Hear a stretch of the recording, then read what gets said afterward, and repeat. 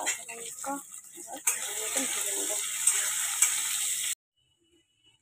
আলুগুলো ভাজা হচ্ছে, তুলে নেব।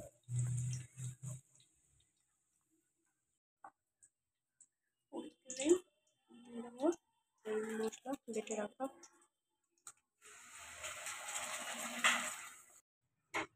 গ্যাসের ফ্লেমটাকে মিডিয়াম করে মশলাটাকে ভালোভাবে মিশিয়ে নেব।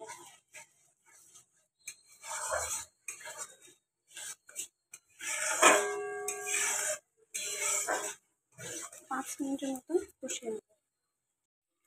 এবার এর মধ্যে দিয়ে দেবো হচ্ছে পনিরগুলো, এবার ভালোভাবে মিশিয়ে নেব। আর তোমরা আওয়াজগুলোকে প্লিজ একটু স্কিপ করে দাও, বুঝতেই পারছো বাড়িতে আওয়াজ হবেই। দেখতে পাচ্ছ কষা হয়ে গেছে। এবার আমি এর মধ্যে দিয়ে দেবো জল সামান্য পরিমাণ। এবার ভালোভাবে নেড়ে নেব।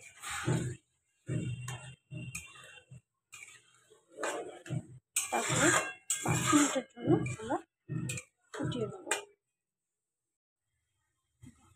দেখতে পাচ্ছ ভালোভাবে ফুটে গেছে। এবার আমি এর মধ্যে দিয়ে দেবো সামান্য পরিমাণ কসুরি মেথি। এটাকে দিয়ে আবার একটু নেড়ে নেব।